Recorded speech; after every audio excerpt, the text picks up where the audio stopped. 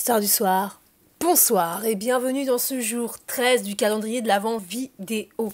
Aujourd'hui nous sommes la Sainte Lucie, donc j'espère les enfants que vous avez préparé un bon repas à vos parents, sinon pas de cadeau à Noël. Eh ouais, désolé, c'est comme ça, la vie est dure. On part avec Mel pour non pas une, mais deux petites histoires de voyage qu'elle a bien voulu nous partager. Et ce sont des petites histoires très simples, très rigolotes, très sympathiques.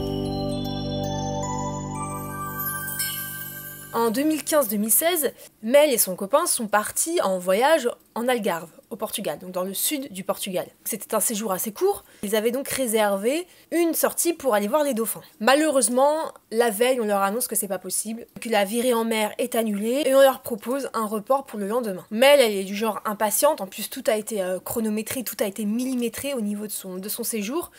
Et ça l'embête dans ses plans. Donc elle a envie d'annuler, elle a plus envie d'y aller. Voilà. Son copain insiste quand même.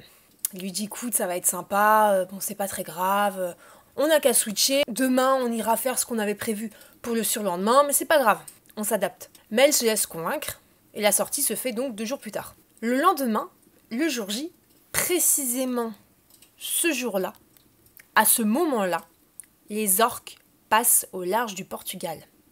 Et c'est quelque chose d'assez rare, qui ne se produit que 2 fois par an. Ils ont donc pu faire du bateau avec 2 orques et des dauphins.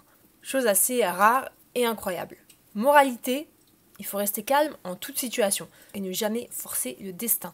Si les choses arrivent, c'est qu'elles doivent arriver. Il y a une raison précise pour qu'elles arrivent. On ne peut rien y faire, on accepte et on attend. On patiente, c'est important la patience. La deuxième histoire de Mel, c'était lors d'un voyage au Costa Rica. Petit pays de l'Amérique latine, très verdoyant, un écrin de nature. Avec son copain, donc, ils avaient prévu une grande randonnée dans un des parcs nationaux, mais il était formellement interdit de randonner tout seul dans ce parc. Donc le premier jour, ils arrivent et ils décident simplement de se promener sur la plage aux abords du parc, sans y rentrer parce qu'ils n'ont pas le droit d'y aller sans guide. L'endroit est féerique, magique. Il y a des arbres tropicaux, ils voient la jungle en fait, c'est tellement beau. L'atmosphère un peu humide, avec la plage de sable fin, l'eau cristalline, c'est paradisiaque. Et dans les arbres, il y a des petits singes un peu partout. C'est vraiment très beau. En se promenant, évidemment, ils s'éloignent et arrivent dans un endroit un petit peu isolé. Et c'est à ce moment-là qu'ils entendent un hurlement qui les glace jusqu'au sang.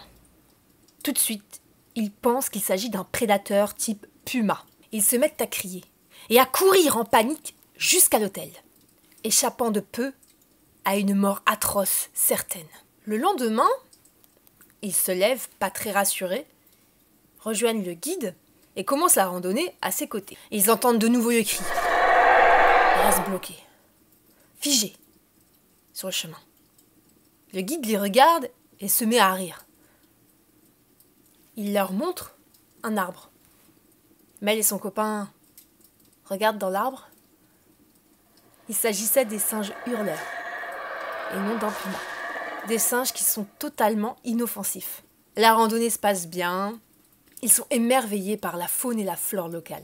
Ils rentrent à l'hôtel harassés et passent une excellente nuit. Le lendemain, en se réveillant, Mel se rend compte que sa mère l'a appelée une dizaine de fois sur son téléphone. Elle la rappelle et apprend par celle-ci qu'en France, ils ont annoncé à la radio qu'il y avait eu au Costa Rica un terrible tremblement de terre. Assez fort. Dans l'hôtel, tout le monde en parle et eux, ils n'ont absolument rien entendu. Ils ont entendu et ils ont eu peur de rien. Et quand il fallait avoir peur, ils n'ont rien entendu. Merci à toi Mel pour ces 2 petites histoires de voyage qui font du bien. On se retrouve demain pour une histoire pimentée. En attendant, petit rituel, petit chocolat du soir. Je vous souhaite une très belle nuit et je vous dis à demain en forme et à fond.